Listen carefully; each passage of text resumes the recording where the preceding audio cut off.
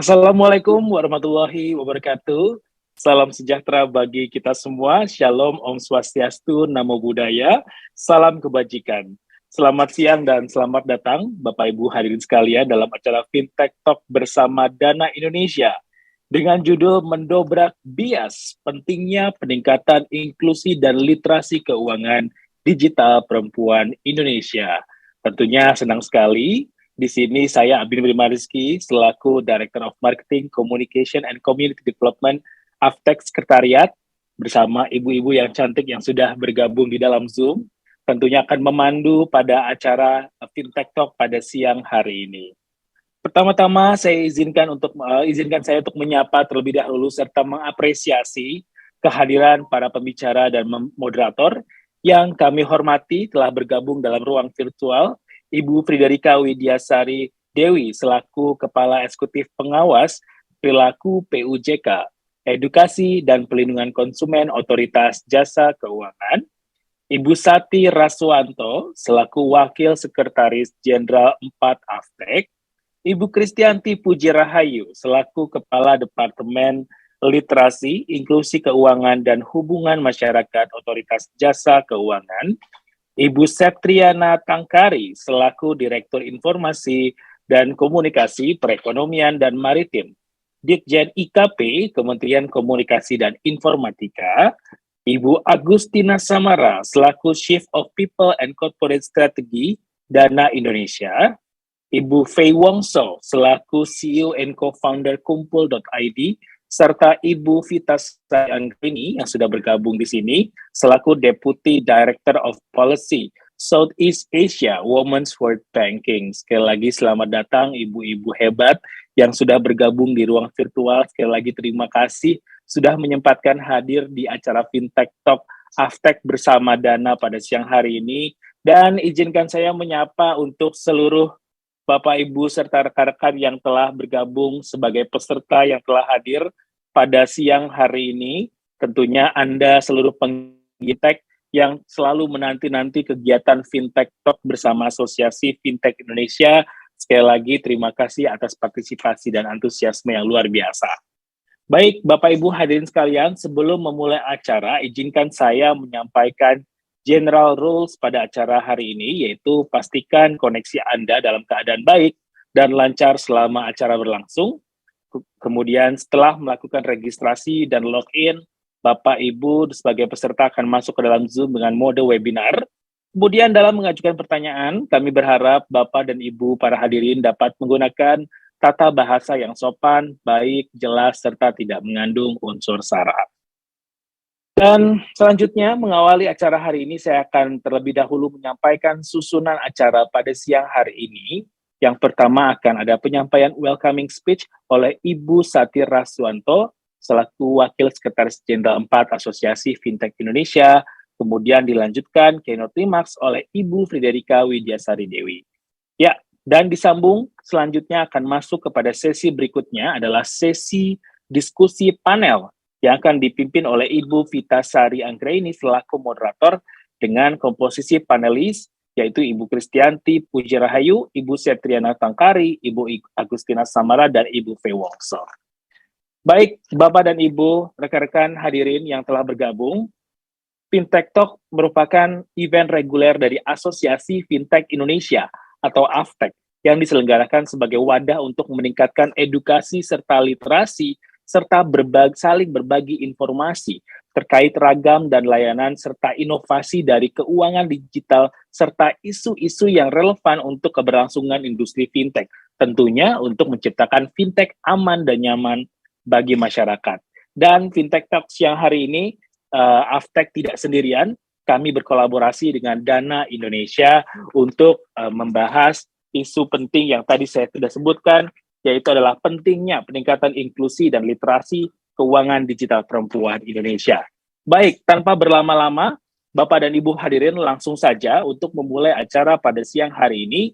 Mari kita bersama mendengarkan welcoming speech dari Ibu Sati Raswanto selaku Wakil Sekretaris Jenderal 4 Aftek. Kepada Ibu Sati, waktu dan tempat kami persilakan.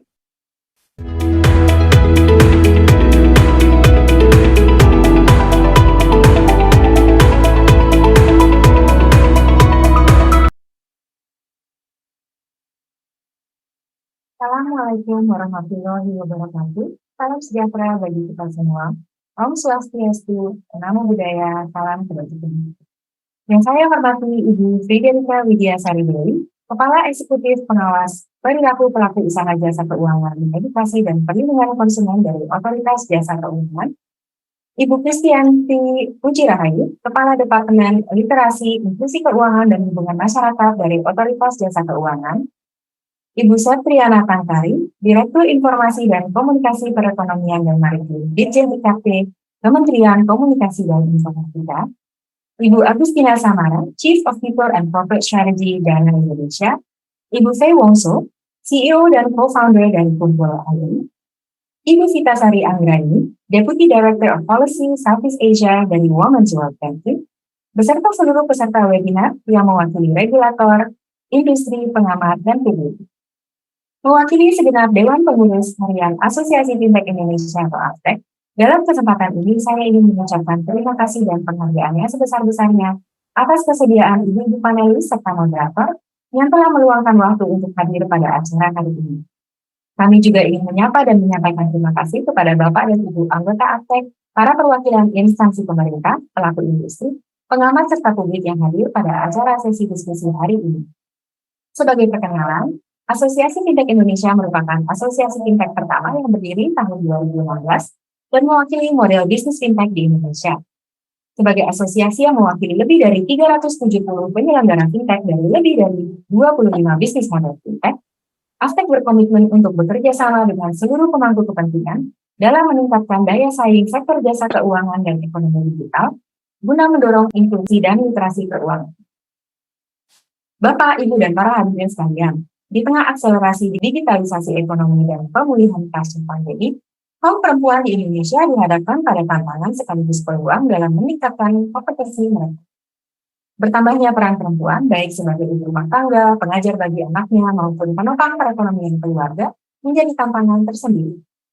Namun, pemanfaatan ruang digital secara tepat guna pada momentum ini dapat menjadi peluang bagi perempuan untuk meningkatkan keberdayaannya, baik dalam konteks sosial maupun konteks ekonomi.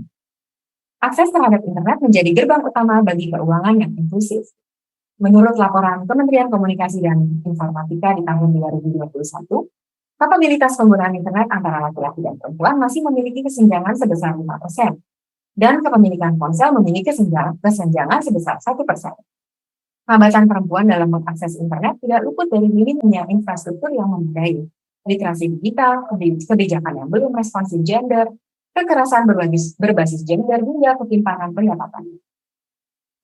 AFTEC Annual Member Survey di tahun 2021 juga menunjukkan bahwa industri fintech di Indonesia masih mencerminkan bias gender, karena pekerjaan terkait teknologi informasi cenderung memberikan lebih banyak posisi hak istimewa kepada karyawan laki-laki.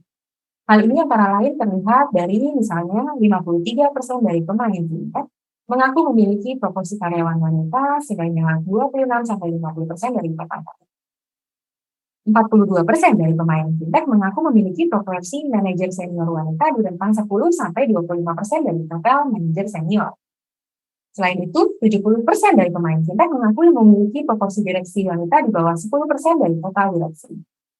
Oleh karena itu, berbagai pihak mulai mendorong pengembangan talenta perempuan dalam ruang digital melalui program literasi serta peningkatan kesadaran terhadap isu kesenjangan digital. Kementerian Komunikasi dan Informatika yang mengusung isu tersebut dalam Digital Economy Working Group di Presidensi G20 Indonesia, serta beberapa pemain fintech di Indonesia, telah berinisiatif untuk mendukung kesetaraan gender dengan memiliki kebijakan internal untuk mempekerjakan lebih banyak wanita. Chairmanship Indonesia pada ASEAN 2023 juga kembali membawa isu digital ekonomi sebagai salah satu isu prioritas. Selain dari sisi SDM, dukungan teknologi dan regulasi dari sistem pembayaran pun kian berinovasi guna mengakselerasi inklusivitas di bidang gender.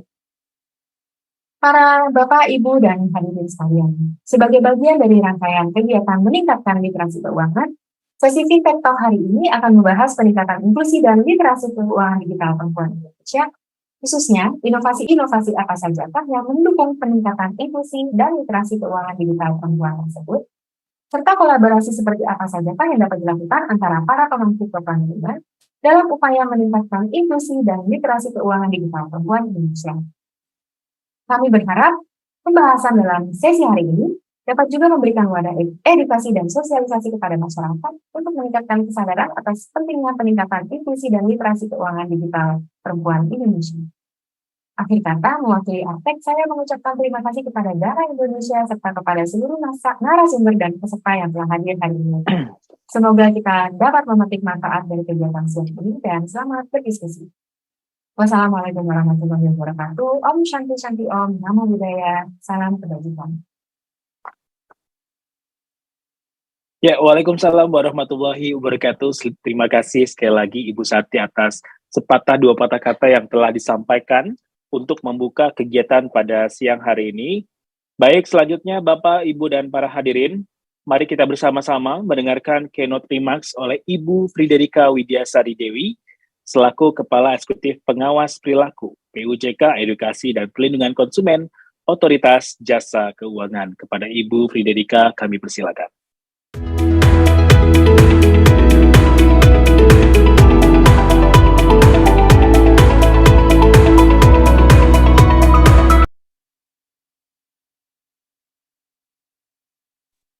Terima kasih Mas Abing Prima. Selamat siang Ibu Bapak seluruh peserta kegiatan pada siang sore hari ini. Izinkan saya menyapa dulu beberapa nama yang mewakili asosiasi dan juga para narasumber dan moderator. Yang kami hormati Ibu Sati Raswanto, Wakil Sekretaris Jenderal Aftek, para narasumber dan moderator Ibu Kristianti Puji Rahayu, Kepala Departemen Inklusi, Literasi, dan Hubungan Masyarakat OJK, Direktur Informasi dan Komunikasi Perekonomian dan Maritim Kementerian Komunikasi dan Informatika Ibu Septriana Tangkari, Chief of People and Corporate Strategy Dana Indonesia Ibu Agustina Samara, Ibu Fei Wongso, CEO dan Co-founder Kumpul.id, dan Ibu Vitasari Anggraini, Deputy Director of Policy Southeast Asia Women's World Banking, dan seluruh peserta webinar serta undangan yang berbahagia. Assalamualaikum warahmatullahi wabarakatuh. Shalom, Om Swastiastu, Namo Buddhaya, salam kebajikan. Pertama tentu kita semua harus memanjatkan puji syukur kehadirat Tuhan Yang Maha Kuasa, Allah Subhanahu wa Ta'ala, karena kita masih diberikan kesehatan dan kesempatan untuk bisa hadir dalam kegiatan Fintech Talk, pentingnya peningkatan inklusi dan literasi keuangan digital perempuan Indonesia. Tentu ini suatu tema yang sangat baik sekali dan sangat kontekstual. Ini sejalan juga dengan kemarin G20 kita presidensi Indonesia, salah satunya adalah tentang untuk mengedepankan women, youth, kemudian small medium enterprises, melalui juga mendorong untuk digital ini. Kemudian adanya hashtag mendobrak bias ya pada webinar sore hari ini sangat sejalan dengan peringatan Hari Perempuan Internasional lalu yang mengkampanyekan Break the Bias. Mengapa hashtag ini harus selalu kita gaungkan? Karena dalam keseharian kita masih menghadapi penilaian bias terhadap kiprah perempuan. Walaupun memang tidak selalu seperti itu, tapi masih ada saja dan tidak hanya di Indonesia, itu banyak sekali terjadi juga di negara-negara lain. Ibu Bapak yang kami hormati, kaum perempuan harus terus meningkatkan pengetahuan dan kemampuannya di berbagai bidang agar mampu berkiprah di tengah masyarakat dan mengikis sejumlah bias yang membuat perempuan sulit berkembang. Perempuan layak memiliki kesetaraan sehingga kehidupan akan menjadi lebih beragam, adil, inklusif, dan bebas dari bias tersebut. Juga stereotip dan diskriminasi. Karena itu kami percaya bahwa mengedukasi perempuan sangatlah penting ya. Kiprah perempuan dalam perekonomian domestik maupun global juga tidak bisa dipandang sebelah mata. Banyak sekali studi yang mengukuhkan hal ini. Salah satunya adalah studi dari McKinsey Global Institute yang menunjukkan bahwa potensi ekonomi perempuan bisa mencapai sekitar hampir 30% dari PDB dunia. Jika diberikan kesempatan yang setara, studi tersebut juga terkonfirmasi dari data perkembangan UMKM dari Kemenkop Indonesia yang menunjukkan bahwa 99% dari total 64,2 juta unit usaha di Indonesia adalah UMKM dan lebih dari 50%-nya atau sekitar 37 juta UMKM dikelola oleh perempuan. Berbicara tentang kesetaraan, laporan dari Global Gender Gap Report tahun 2022 yang diterbitkan oleh World Economic Forum antara lain menyatakan bahwa dibutuhkan 132 tahun untuk mewujudkan kesetaraan gender. Adapun skor indeks ketimpangan gender di Indonesia berada di kisaran 0,697 dan berada pada peringkat ke-92 dari 146 negara. Selain itu, World Bank Global Financial Index tahun 2021 juga menyatakan bahwa kesenjangan gender dalam inklusi keuangan terus berlanjut, khususnya di negara berkembang yang memiliki kesenjangan rata-rata yang lebih besar, di mana 74% laki-laki memiliki akun dibandingkan dengan perempuan yang mencapai 68%.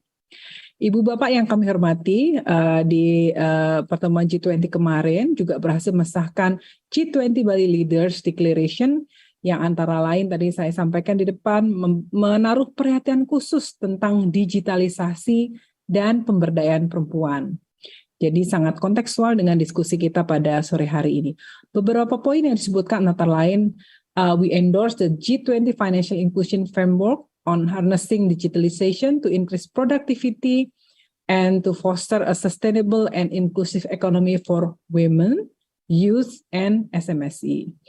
Oleh karena itu, perempuan memiliki peranan yang sangat penting, terutama dalam hal keuangan. Salah satu peran perempuan adalah sebagai Menteri Keuangan untuk semua keluarga. Peranan penting itu juga tentu harus dijalankan dengan baik, bijak, agar keuangan keluarga terus terjaga baik di masa kini maupun di masa depan. Berbicara tentang literasi dan inklusi keuangan perempuan, kami telah mengumumkan hasil survei nasional literasi keuangan dan inklusi keuangan Indonesia. Dan dari sisi gender, ini juga sesuatu yang patut kita banggakan ya. Karena untuk pertama kali indeks literasi perempuan sedikit lebih tinggi, ya ini sebesar 50,33 dibandingkan dengan indeks literasi laki-laki sebesar 49,05%. Namun demikian, secara inklusi, laki-laki masih tetap lebih tinggi daripada perempuan. Ini sudah menunjukkan pertumbuhan yang sangat baik untuk tingkat literasi dari perempuan Indonesia. Luar biasa sekali. Ibu Bapak yang kami hormati, dengan peran yang besar, tentu perempuan harus didukung dengan berbagai program untuk meningkatkan potensi dan peran perempuan. Beberapa inisiatif strategis OJK dalam mendukung pemberdayaan perempuan, khususnya yang terkait dengan literasi dan inklusi keuangan, antara lain adalah seperti kita punya program literasi dan edukasi keuangan kepada perempuan itu sendiri. Karena ada survei yang menunjukkan dari PISA, ya PISA ini Program for International Student Assessment, ini program dari OECD, menyebutkan bahwa 94 pelajar memperoleh informasi literasi keuangan dari orang tua. Jadi kalau kita lihat ini pentingnya peran orang tua dan juga terutama untuk ibu-ibu dalam menanamkan literasi keuangan untuk anak-anak. Kemudian di Strategi Nasional Literasi Keuangan Indonesia juga telah menempatkan perempuan sebagai satu segmen prioritas dalam program edukasi keuangan. Kemudian inisiatifnya berapa adalah seperti pengembangan produk keuangan untuk pembiayaan pelaku usaha UMKM yang dalam hal ini didominasi oleh perempuan. OJK sudah melahirkan beberapa program terobosan seperti kredit atau pembiayaan melawan rentenir yang kita bisa sampaikan sampai dengan di 2022 kemarin. Ini sudah diimplementasikan di 78 daerah ya, dan kemudian kreditnya sudah disalurkan sebesar 25 triliun kepada 983.000 debitur. Ini kita juga terus dorong supaya ini ke depan juga terus berkembang. Ada juga dengan fintech lending ya, melalui layanan urun dana berbasis teknologi atau lebih dikenal dengan securities crowdfunding. Ini juga merupakan terobosan yang untuk pembiayaan digital yang efektif, cepat ya, dan ini cocok sekali untuk UMKM. Selanjutnya kita juga punya inisiatif yang berikutnya adalah penguatan kerangka perlindungan konsumen. Tentu di era digital ini memang progresnya tuh luar biasa ya, dengan inovasi, mempercepat, lebih efisien dan lain-lain, tetapi risikonya juga semakin besar ya. Kita sudah sering sekali mendengar banyaknya kasus-kasus yang karena dalam hal era digital ini banyak kemudian membuat orang itu menjadi lebih rentan ya terpapar penipuan. Nah, ini juga perempuan merupakan salah satu target atau sering menjadi korban dari penipuan di era digital ini. Kemudian beberapa key finding dari beberapa penelitian ya di Universitas Indonesia dan lain-lain ya, bahwa untuk kasus seperti pinjol ya, tapi kita bicara tentang pinjol ilegal di sini, ini korbannya adalah ibu rumah tangga ini menempati posisi ketiga. Posisi pertama itu seperti ada guru dan lain-lainnya ya. Tetapi tentu di apa yang kriteria pertama dan kedua tentu ada perempuannya. Jadi jangan-jangan perempuan ini memang yang tertinggi ini sebenarnya, banyak menjadi korban penipuan skema-skema investasi dan juga produk-produk keuangan ilegal. Saat ini juga marak penipuan dengan modus sniffing ya, di mana pelaku juga mengirimkan file format APK ini lagi marak sekali, dan juga ini kemudian menggunakan undangan pernikahan, kurir paket, tagihan listrik dan sebagainya. Karena itu kita semua harus waspada dan menjadi kewajiban kita bersama untuk terus memperkuat pelindungan konsumen untuk menjaga kepercayaan masyarakat, terutama perempuan dalam memanfaatkan produk dan layanan keuangan. Ibu bapak yang kami hormati, perempuan merupakan critical economic players di Indonesia. Banyak keputusan ekonomi penting, baik di tingkat keluarga, bahkan di tingkat negara dibuat oleh perempuan. Kita lihat banyak sekali tokoh-tokoh perempuan yang luar biasa di negara kita, baik di sektor keuangan dan lain-lain. Oleh karena itu sangat penting ya bagi kaum perempuan memiliki literasi keuangan, termasuk literasi digital yang baik, untuk lebih berperan dalam perekonomian kita. Dalam kesempatan yang sangat baik ini, kami menyampaikan apresiasi kepada seluruh pihak, kepada AFTEK dan juga kepada seluruh pihak yang telah bekerja sama hingga terselenggaranya acara hari ini. Saya yakin akan memberikan banyak manfaat, terutama untuk meningkatkan literasi seperti yang tadi kita bahas, terutama untuk kaum perempuan, dan terima kasih supportnya untuk semua. Demikian yang bisa kami sampaikan. Terima kasih. Wassalamualaikum warahmatullahi wabarakatuh. Waalaikumsalam warahmatullahi wabarakatuh. Terima kasih Ibu Friederika atas keynote remark yang telah disampaikan. Tentunya semoga bermanfaat dan dapat menginspirasi banyak perempuan di Indonesia sebagai penggerak roda ekonomi di jasa keuangan digital pada khususnya. Baik, Bapak Ibu sekalian, sebelum kita lanjut kepada sesi panel, mari kita bersama-sama mengabadikan momen ini terlebih dahulu.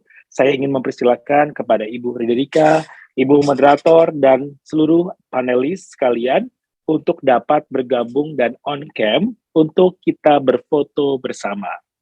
Silakan Bapak Ibu, Bu Kristianti Puji, Bu Septriana, Bu Agustina, Bu Fe, dan Bu Vita sudah bergabung semuanya. Saya hitung 1, 2, 3 dengan berikan senyuman terbaik ya ibu-ibu semuanya. Ya, 1, 2, 3. Baik, terima kasih sekali lagi ibu-ibu perempuan hebat Indonesia, Bu Friederika. Sekali lagi terima kasih Bu sudah berkenan untuk hadir menyampaikan keynote remarks yang luar biasa, dan kami persilakan mungkin Ibu Friederika sesaat lagi akan meninggalkan ruang virtual apabila mungkin terdapat agenda lain. Sekali lagi terima kasih Ibu. Terima kasih Mas. Yuk mari Jen Liv ya. Terima kasih Ibu. Mari Ibu. Terima kasih. Sampai ketemu Ibu. Ya, Bapak Ibu hadirin sekalian peserta Fintech Talk pada siang hari ini. Kita akan melanjutkan acara inti pada sesi di Fintech Talk pada siang hari ini, yaitu sesi panel diskusi yang akan disampaikan atau dipandu oleh Ibu Vitasari Anggraini selaku Deputy Director of Policy Southeast Asia Women's World Banking. Dan saya ingin menginformasikan bahwa dalam sesi panel diskusi juga terdapat narasumber yang telah bergabung di ruang virtual. Ada Ibu Kristianti Puji Rahayu selaku Kepala Departemen Literasi, Inklusi Keuangan dan Hubungan Masyarakat Otoritas Jasa Keuangan. Ibu Septriana Tangkari selaku Direktur Informasi dan Komunikasi Perekonomian dan Tim di IK, Kementerian Komunikasi dan Informatika. Kemudian telah bergabung juga di ruang virtual ada Ibu Agustina Samara selaku Chief of People and Corporate Strategy Dana Indonesia, dan Ibu Fei Wongso selaku CEO and Co-founder Kumpul.id.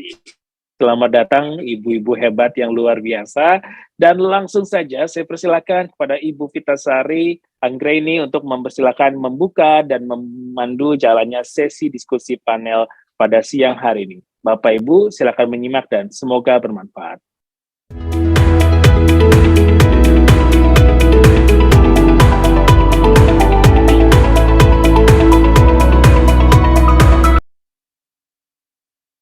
Baik, terima kasih Mas Abin. Selamat sore. Sebelumnya saya ingin menyapa hadirin sekalian peserta webinar yang telah hadir pada sore hari ini. Memang kita sudah menunggu-nunggu sesi diskusi kali ini ya, karena seperti yang tadi sudah disebutkan juga oleh Mas Abin, dan sepertinya memang ini alasan utama para peserta untuk hadir ke sini, yaitu mendengar insight dari sudut pandang yang sangat beragam dari pemimpin-pemimpin perempuan hebat yang memang telah bekerja keras untuk memajukan inklusi keuangan dan literasi digital di Indonesia.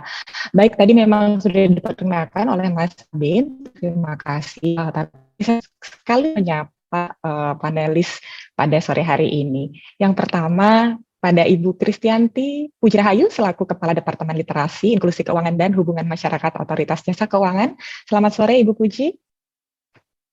Selamat sore Mbak Vita, salam sehat. Salam sehat Ibu. Baik, selanjutnya Ibu Septriana Tangkari selaku Direktur Informasi dan Komunikasi Perekonomian dan Maritim Ditjen IKP Kementerian Komunikasi dan Informatika. Selamat sore Ibu Septi. Selamat sore Bu Vita, selamat sore Bapak Ibu semua. Semoga selalu semangat untuk Indonesia lebih maju lagi. Semangat Ibu. Baik, panelis kita yang ketiga tentunya dari Ibu Agustina Samara selaku Chief of People and Corporate Strategy dari Dana Indonesia. Selamat sore Ibu Tina, senang bertemu kembali di sore hari ini. Semoga sehat selalu. Ya, sehat selalu. Selamat sore semua Bapak Ibu sekalian. Senang untuk berbagi hari ini. Kita belajar sama-sama.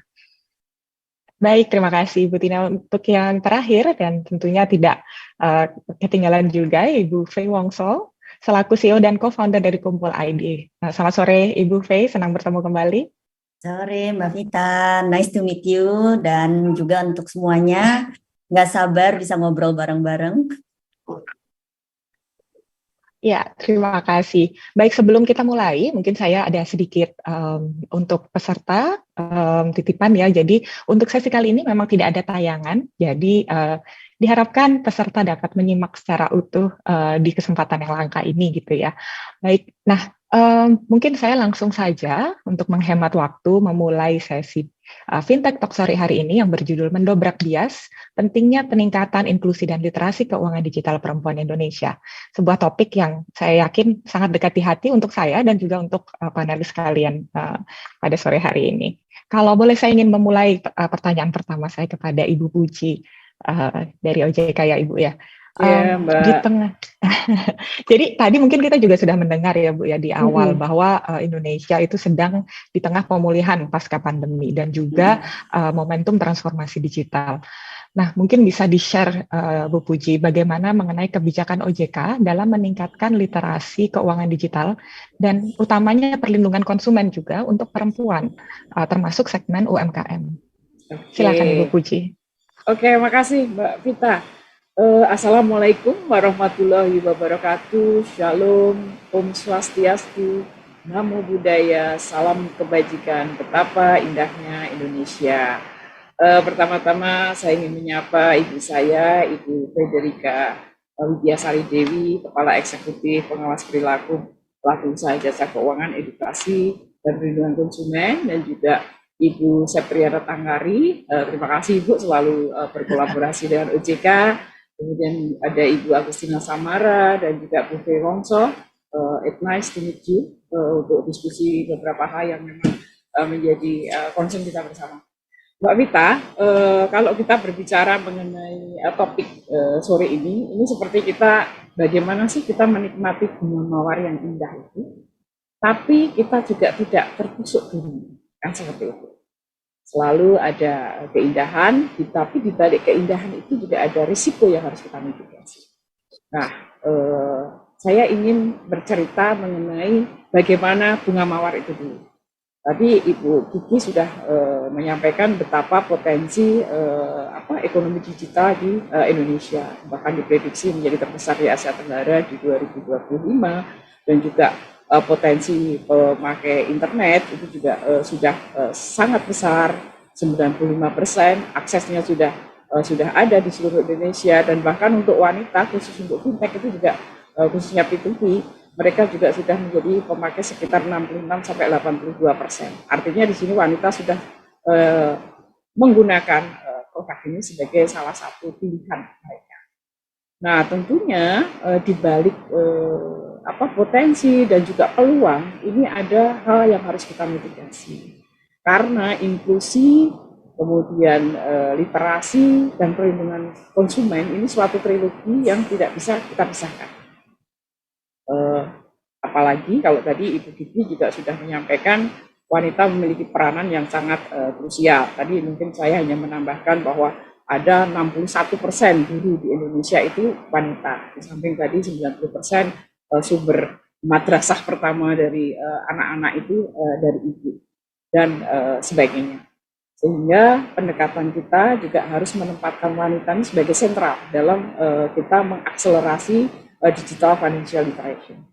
Nah, mungkin yang pertama adalah dari sisi bagaimana ekosistem perlindungan konsumen dari konteks edukasi. Kalau edukasi ini kita lihat ada sebagai upaya untuk preventif, karena first line of defense dari siapapun pengguna layanan keuangan itu adalah dari diri sendiri, termasuk wanita.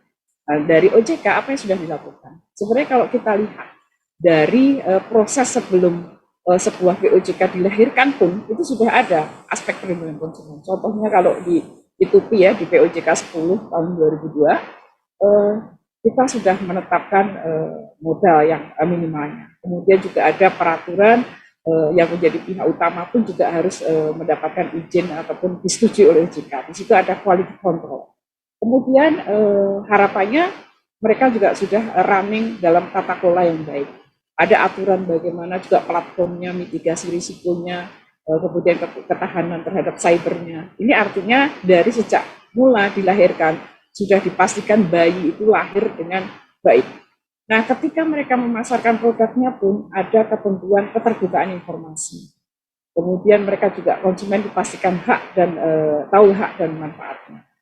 Kemudian dalam hal preventive education, preventif untuk perlindungan konsumen, juga ada kewajiban bagi POJK ini untuk melakukan edukasi minimal 1 tahun sekali, yang sekarang sudah ditingkatkan menjadi 2 kali atau 1 kali dalam 1 semester. Ini artinya apa? Ada collaborative action dan juga ada moral suasion dari OJK bahwa ayo kita membentuk suatu ekosistem konsumen yang sehat. Ini tidak hanya dari regulator, tetapi harus hand in hand dari regulator dan juga dari pelaku usaha jasa keuangan. Nah, kemudian ketika kita ada masalah pun, konsumen ada masalah pun, ini juga kita tidak tinggalkan. You will never walk alone, itu kalau Liverpool bilang. Ini mungkin ibu-ibu, saya nggak tahu ibu suka bola atau enggak ya. Kita sudah sediakan, ada internal dispute resolution. Kemudian ketika di pandemi, saya nggak bisa dong ke OJK untuk mengadu, ada transformasi digital di APPK.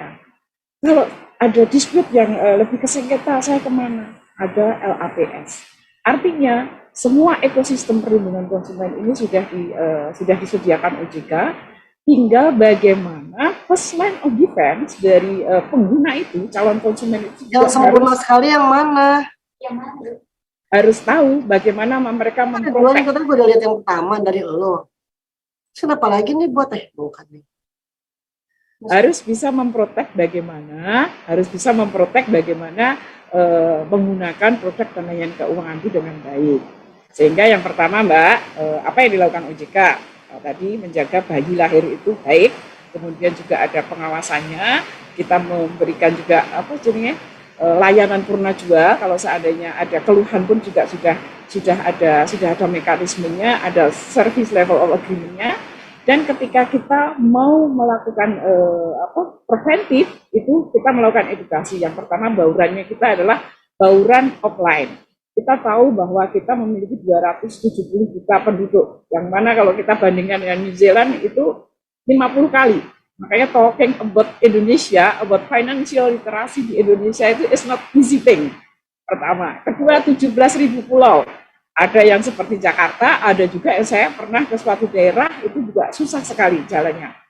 Terus kemudian juga bermacam-macam suku bahasa, sehingga kita tidak bisa mendekati edukasi itu dengan single strategi. Ada 3 bauran. Yang pertama offline. Offline ini kita lakukan dengan cara kita melakukan TOT dengan nama Desaku Cakap Literasi Keuangan. Jadi para kepala desa itu kita berikan TOT dan kita berikan materi termasuk digital financial literasi, karena ibu-ibu di kampung itu kan sudah punya gawai dan sering mendapatkan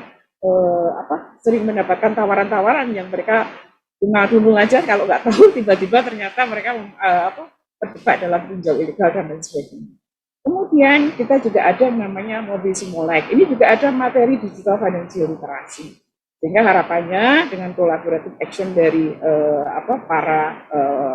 para pemangku desa, kemudian juga ada mahasiswa KKN, kemudian kita berikan materi-materi yang sudah ready di dalam learning management system kita yang bisa tinggal diambil, kemudian nanti disebarluaskan. Ini harapannya akan bisa menyentuh masyarakat yang dia tidak mampu melakukan pembelajaran secara online. Nah, kemudian kalau bauran yang ketiga itu adalah secara online. Kita punya learning management system keuangan. Itu ada 14 modul termasuk digital financial literasi sebagai salah satu modul. Dan sekarang ini memang sudah diakses sekitar 10.000 dan di situ akan ada muncul e-sertifikat sehingga ada pre dan post testnya, sehingga bisa dipastikan kalau orang mengakses financial literasi modul dan dapat e-sertifikat berarti dia tahu, karena kalau nggak bisa mengerjakan 70% itu nggak keluar e-sertifikatnya.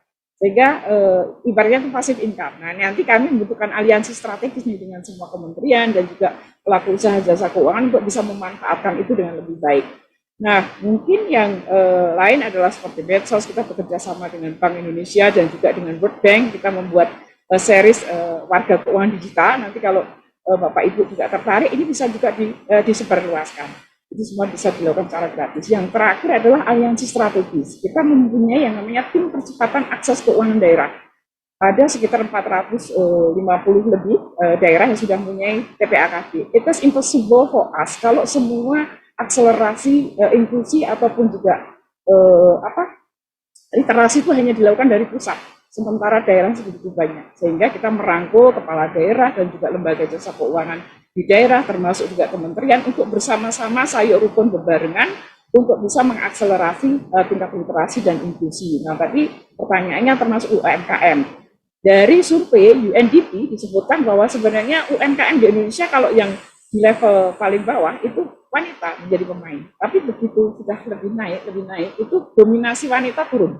Karena apa? Mereka tidak terbiasa bagaimana sih membesarkan sebuah bisnis. Nah, inilah kita punya program yang namanya business matching dan juga pendampingan di TPAKD. Jadi ada program onboarding untuk bagaimana memasarkan itu di marketplace, kemudian bagaimana memanfaatkan layanan keuangan digital dan lain sebagainya. Sehingga harapannya dengan keywordnya tadi bauran strategi, aliansi strategis, ini bisa membuat mawarnya tadi bisa dinikmati dan durinya tadi termitigasi, sehingga kita tidak ada orang yang nyanyi mawar berduri cukup sekali saya kapok gitu. Jadi itu Bu, karena kita berbicara dengan wanita jadi harus ngomong yang pakai mawar. Terima kasih. Terima kasih sekali Bu Puji, suaranya bagus juga Ibu. Saya jawabannya cukup sangat komprehensif dan saya mungkin nanti akan revisit lagi ya Bu ya beberapa poin terkait hand in hand, bauran strategis dan aliansi strateginya di pertanyaan selanjutnya. Nah, tapi yang menarik di sini ketika berbicara literasi keuangan digital ada juga elemen keterampilan dan literasi digital yang harus diadres di sini. Saya akan beralih ke Ibu Septi. Kalau dari Kemkominfo sendiri Bu, untuk menutup kesenjangan gender pada ruang digital ini, bagaimana strategi Kemkominfo untuk mendorong peningkatan keterampilan dan literasi digital tadi Ibu? Silakan Ibu Septi.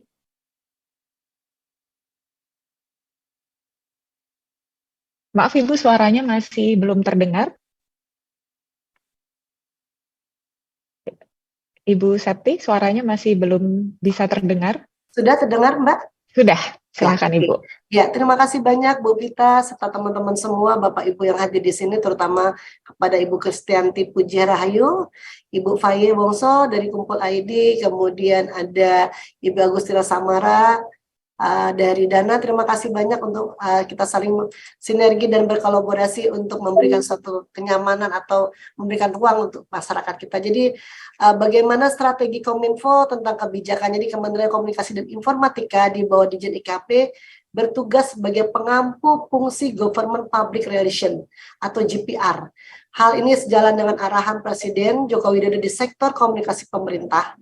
Baik kerja GPR antara lain adalah mensosialisasikan program prioritas pemerintah, memberikan dukungan penuh melalui produksi dan konten narasi pemerintah, kemudian national branding, serta memberikan literasi kepada masyarakat luas sesuai dengan instruksi Presiden nomor 9 tahun 2015. Jadi Bapak Ibu, di sinilah Kementerian Kominfo bersinergi dengan seluruh kementerian. Contohnya untuk bulan Februari ini kita punya suatu program yang cukup besar yang bisa dihadiri oleh seluruh dunia, yaitu program yang pertama kali di Indonesia dan dilaksanakan di Danau Toba, yaitu danau vulkanik, yaitu tentang F1 Powerboat F1 Powerboat H2O. Jadi ini adalah program nasional yang kita harus lakukan bersama. Di satu sisi Kominfo juga membahas tentang bangga buatan Indonesia, bagaimana berwisata di Indonesia saja, kemudian program nasional seperti program IKN. Nah, jadi itu yang program-program yang kita lakukan bersama. Kemudian inklusivitas dan literasi juga sejalan dengan misi Kementerian Komunikasi dan Informatika, yaitu menuju masyarakat digital society. Perjalanan dimulai dari tahap transformasi digital yang kemudian dilanjutkan dengan pembangunan ekosistem digital. Jadi kita bisa melihat dari 4.0, 5.0 dan kita menuju masyarakat transformasi digital yang kemudian dilanjutkan dengan pembangunan ekosistem digital dan infrastruktur digital. Diharapkan kinerja GPR juga dapat mendorong percepatan pembentukan digital society. Itu yang diharapkan kita selama ini. Selain masyarakat umum, teknologi digital akan berperan banyak khususnya dalam pemberdayaan perempuan. Hal ini melalui kemajuan teknologi komunikasi, para ibu dapat berjualan secara online menggunakan akses-akses yang dengan mudah, yaitu dengan berkolaborasi dan bersinergi dengan e-commerce, mulai dari Lazada, Blibli, Tokopedia, dan seluruh ada 166 e-commerce yang ada, sehingga semua wanita Indonesia terkait dengan bagaimana program UKM bisa bergerak bersama meningkatkan penghasilan perempuan-perempuan Indonesia yang memang wanita-wanita yang humble, perempuan-perempuan yang hebat yang saya lihat. Kemudian melalui kemajuan teknologi komunikasi, para ibu juga dapat meningkatkan atau mengerjakan pekerjaan kantor dan mengerjakan komunitas melalui media sosial tanpa perlu keluar rumah dan bisa juga dari kantor. Dan hari ini kita sudah bisa melihat bahwa Mbak Faye ada di Bali, saya ada di Jakarta, tanpa mengurangi suatu kesempatan kita bisa bersama-sama, dan semua ini bisa dilakukan sembari melakukan aktivitas rumah tangga ataupun kegiatan sosial lainnya. Bapak Ibu yang saya hormati, pekerjaan yang sangat fleksibel yang dilakukan dengan jarak jauh ataupun yang bisa dilakukan di rumah, teknologi digital dapat mempromosikan kesetaraan gender. Ini yang paling utama, adalah perangkat yang dapat mendukung perempuan makin berdaya dan lebih berpartisipasi dalam segala bidang. Perubahan perilaku transaksi masyarakat berbasis digital atau jualan online ini sangat mempermudah kita ya Bapak Ibu. Biasanya kalau kita mau bayar listrik susah atau mesti ke tempatnya, bayar telepon juga kita mesti datang. Tapi hari ini dengan satu klik saja atau kita menggunakan handphone, menggunakan pembayaran secara digital atau menggunakan kris itu dengan mudahnya kita lakukan. Perubahan perilaku transaksi ini bisa berbasis digital, itu dengan mengumpulkan dan mempublikasikan data gender di sektor teknologi. Ini paling utama sekali. Berapa persen pengguna sosial atau pengguna handphone untuk penggunaan daripada media sosial yang ada, tadi sudah disampaikan oleh Ibu Ketua. Kemudian mengadopsi konektivitas bermakna sebagai target pengguna internet dan mengatasi kesenjangan gender, serta mempromosikan keterampilan digital dan pendidikan TIK untuk perempuan dan anak perempuan kita. Ini sangat penting sekali karena memang saat ini dibutuhkan sekali bagaimana kita bisa menciptakan program-program yang bisa memberikan kenyamanan kita untuk bisa menggunakan teknologi. Kemudian mempromosikan keterampilan digital dan pendidikan TIK untuk perempuan yang mampu bisa mengembangkan teknologi, penciptaan konten lokal dan inovasi TIK menjadi konten kreator. Kita bisa lihat hari ini dengan banyaknya konten kreator wanita, ya contoh yang paling mudah adalah yang lagi booming, yaitu Bunda Korla. Ini jelas sekali nih, konten kreator yang sederhana tapi bisa menggugah seluruh masyarakat, dunia bisa melihat beliau. Kemudian yang kelima adalah menjaga privasi daring perempuan dan anak perempuan kita. Terkait dengan menjaga data pribadi kita, ini kita mesti kehati-hatian terus, dan ini sesuai dengan undang-undang data pribadi yang memang harus bisa menjaga privasi kita sehingga kita bisa menutup kesenjangan gender melalui dukungan partisipasi perempuan dalam pengembangan teknologi. Capacity building juga untuk anak perempuan sekaligus melindungi mereka atau memberikan privasi dari bahaya media sosial. Poin-poin ini dapat disimpulkan melalui 5 pilar literasi digital untuk perempuan, yaitu share with care, itu udah pasti. Kemudian critical thinking, protect your secret, dan netizen yang baik hati dan netizen berani. Ini merupakan suatu kesempatan kita untuk bisa berkolaborasi bersama sehingga memperkuat wanita-wanita Indonesia dalam hal memberdayakan perempuan, yaitu pekerjaan yang bersifat fleksibel dapat dilakukan di mana saja. Tadi sudah disampaikan, teknologi digital dapat mempromosikan kesetaraan gender. Jadi kita nggak perlu lagi untuk bisa mengendorse wanita-wanita kita atau pekerjaan kita sebagaimana kaum pria, karena ini adalah suatu kesempatan kita untuk bisa meningkatkan teknologi dan informasi kita. Kemudian perangkat yang dapat mendukung perempuan makin berdaya dan lebih berpartisipasi dalam segala bidang. Keempat, ada perubahan perilaku transaksi masyarakat berbasis digital, yaitu dengan bisa pembayaran atau penjualan online. Mungkin itu Mbak Vita yang bisa kami sampaikan. Terima kasih. Terima kasih Bu Septi, sangat komprehensif juga jawabannya. Tadi beberapa hal yang mungkin nanti di diskusi selanjutnya saya juga ingin revisit ya, tapi saya juga menarik poin tentang gender disaggregated data dan fokus kepada perempuan dan anak perempuan. Baik, mungkin selanjutnya saya ingin beralih dulu ke pelaku industri nih dengan Ibu Tina.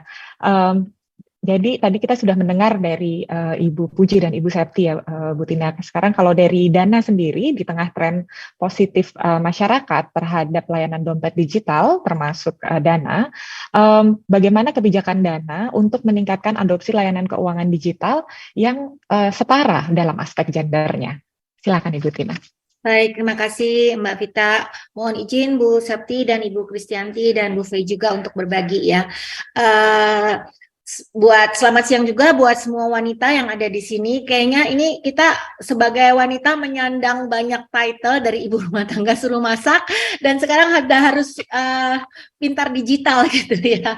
Nah, saya mewakili dari industri begitu ya, bahwa memang kita bisa melihat bahwa ini adalah golden momentum karena kita jadi tanggap dan harus pintar berdigital mau tidak mau dari sejak pandemi gitu ya. Dari mungkin kita yang tadinya ibu-ibu yang nggak ngerti Zoom jadi sekarang pasti sekali Zoom. Jadi itu juga menjadi satu indikasi utama. Dan kemudian sekarang shifting juga selain urusan Zoom dalam komunikasi, berdigital dengan komunikasi tersebut, alat-alat komunikasi itu adalah berdigital secara finansial. Nah, tadi juga sudah disampaikan oleh Ibu Kristianti dan Ibu Septi juga bahwa dengan membayarnya nggak usah lagi harus antri, karena dengan antri itu kan waktu mahal. Tuhan hanya memberikan kita 24 jam. Jadi itu bagaimana dengan pintar dan tanggap digital itu juga akan menghemat waktu banyak, dan wanita Indonesia bisa mengalokasikan waktunya untuk lebih berkualitas waktunya untuk mendidik anak, ataupun bisa melakukan sesuatu hal yang lebih baik lagi untuk pengembangan diri sendiri. Nah, di Dana sendiri kami bisa melihat Bapak Ibu sekalian bahwa aspek gender itu menjadi salah satu bagian utuh ya, bahwa kita melihat bahwa digitalisasi itu tidak lagi memilih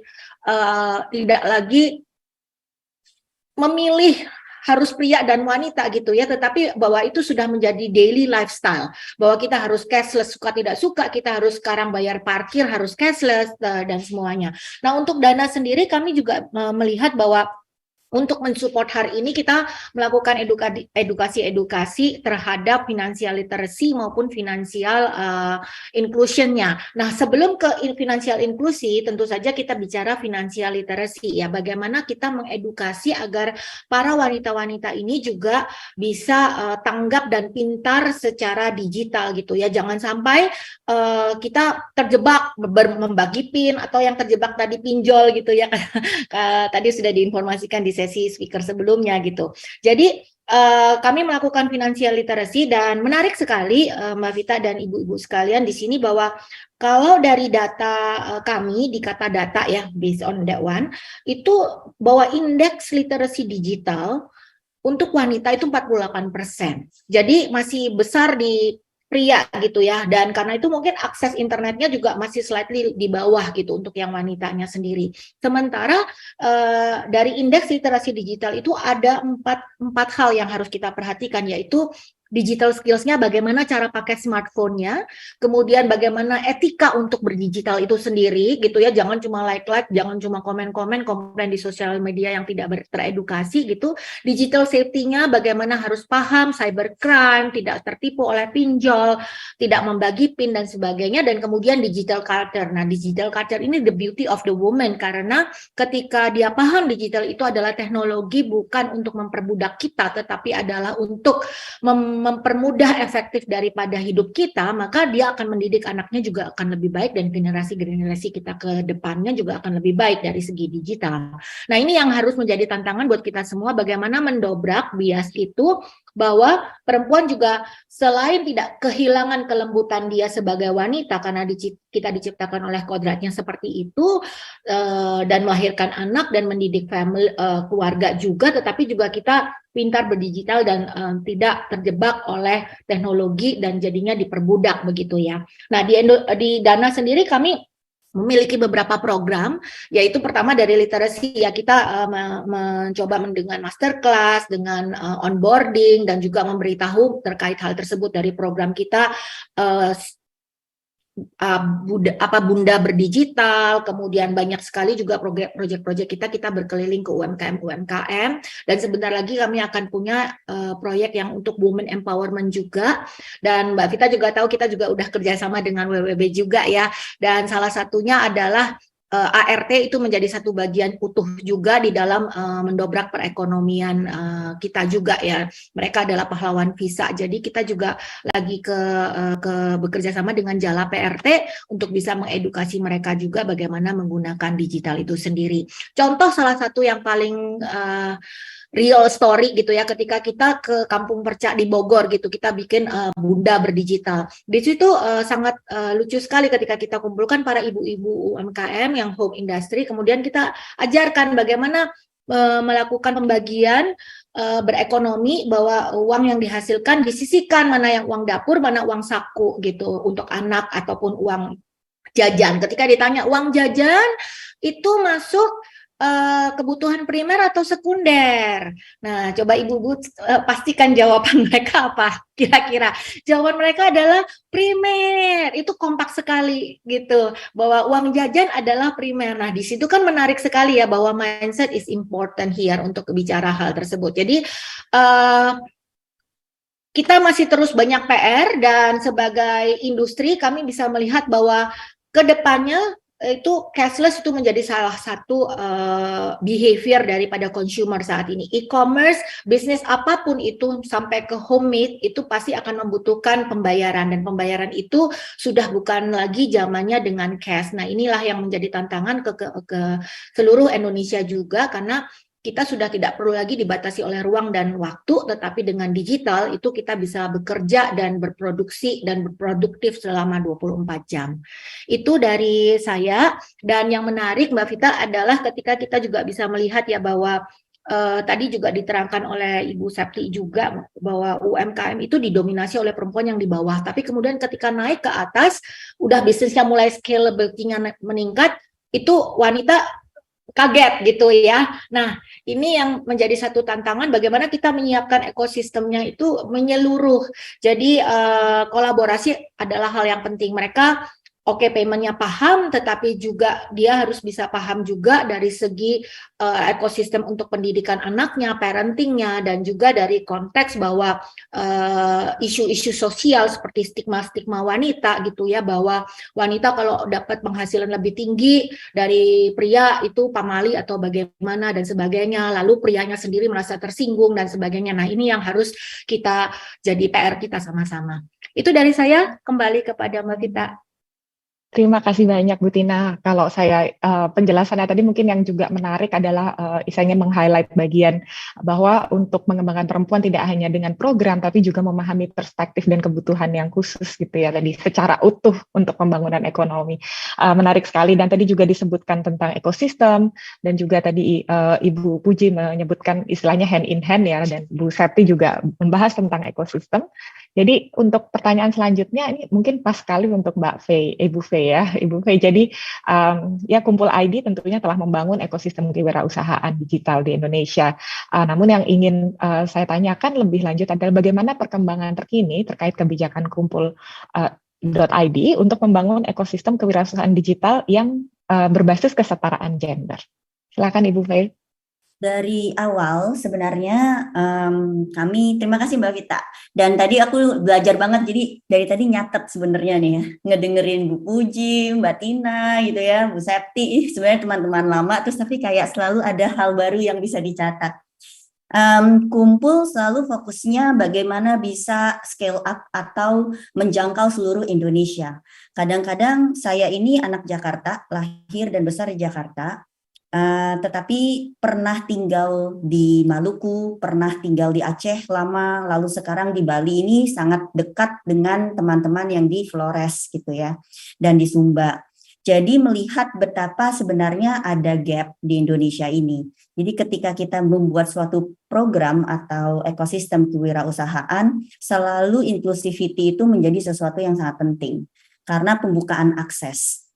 Tadi sudah banyak sekali data-datanya dan sebenarnya data-data yang kita semua sudah tahu bahwa kalau perempuan berdaya, seotomatis sebenarnya yang beruntung itu bukan hanya perempuan, tetapi laki-laki dan perempuan. Dan tadi disebutkan, Bu Puji ya, Bu, yang tadi bilang pokoknya dari kalau dari SMEs yang kecil itu sekitar 51%, itu saya juga kemarin lihat datanya, 51%. Begitu dia ke kelas menengah, turun jadi 34%. Tapi overall GDP kita di Indonesia, katanya yang disumbang oleh SMEs yang dipimpin oleh perempuan hanya 9,1%. Nah, kemarin itu kita sempat bicara juga ya Mbak Vita di forum Aftek di Bali tentang hal ini. Lalu Mbak Sati waktu itu bilang, tapi kan kebanyakan UKM itu katanya kita punya 63 juta. Dan itu kebanyakan katanya perempuan, kok kayaknya datanya nggak add up ya. Nah, berarti kan sebenarnya mungkin SMEs itu ya betul, di lead-nya kebanyakan oleh perempuan. Tetapi ketika sudah bisnis yang menjadi lebih besar, tetap laki-laki nih saat ini yang masih memegang kendali perputaran dana yang besar itu. Kalau dari kami selalu bilangnya memajukan startup. Tapi startup itu bisa juga non-tech atau non-digital. Yang penting kita ada unsur inovasinya dan scalability-nya. Ini sebenarnya sangat berkaitan juga kenapa sih turun terus, kenapa dari kecil 51% lalu turun ke 30-an%, lalu turun lagi gitu ke bawah 10% ketika sudah jadi besar. Kita bicara tentang akses investment dan funding juga atau pembiayaan di sini. Ketika satu bisnis mau menjadi besar, ada satu capacity building yang kita bisa dorong, tetapi ketika akses dari struktur finansialnya tidak terbuka, kita susah juga. Nah, tugas kami sebenarnya sebagai pihak yang netral, terus menghubungkan pihak-pihak industri, startup, korporasi, lalu juga pemerintah, teman-teman di OJK, di Kominfo, dan lain sebagainya untuk melihat kita bisa sumbangsih apa ya di investasi bagian hulu. Karena saya dengar katanya sejak beribu tahun yang lalu financial institution itu dibuat oleh laki-laki untuk laki-laki. Nah, saya kurang tahu nih, mungkin nanti Bu Puji bisa ngomong ya di OJK dan di banking institutions itu gimana, perempuan banyak nggak gitu. Kalau di dunia startup yang Mbak Tina, kita tuh jarang banget loh ketemu hasil level atau co-founders yang perempuan, dan juga di level VCs atau orang-orang yang menerima pendanaan, itu juga sekarang masih mayoritas laki-laki. Saya baru dengar satu cerita nih. Ini cerita nyata tapi saya nggak akan sebut nama gitu ya. Jadi ada satu startup, dia baru mendapat pendanaan mungkin berjuta-juta dolar, sebenarnya sudah puluhan gitu. Dan ketika saya bicara, belum tahu monetisasinya dari mana. Dalam hati aku, kok bisa sih dikasih duit juta-jutaan dolar, belum tahu monetisasinya dari mana? Karena bro, ya, it's a bro culture, man. Jadi kadang-kadang memang dia sudah punya maksudnya pencapaian gitu ya dari apa yang dikerjakan sebelumnya, kenal banyak network, di finance, doing a lot of investment gitu. Jadi kayaknya di dunia investasi sebelum winter tech sekarang ini banyak sekali yang haus akan founder yang bagus. Jadi akan startup yang bagus sehingga betting, jadi bertaruhnya tuh di si foundernya. Jadi terserah deh dia mau bikin apa, kayaknya sih pasti berhasil nih kalau dia yang bikin gitu. Nah, tapi kan kalau kita lihat lagi dari angka perempuannya jadi jauh lebih sedikit. Jadi kita mengalami banget tuh secara konkret cerita-cerita seperti itu di dunia startup, dan juga ini bukan hanya yang tech ya, bisa juga bisnis-bisnis yang non-tech gitu, yang kita ada jualan kopi atau baju atau fashion yang lain.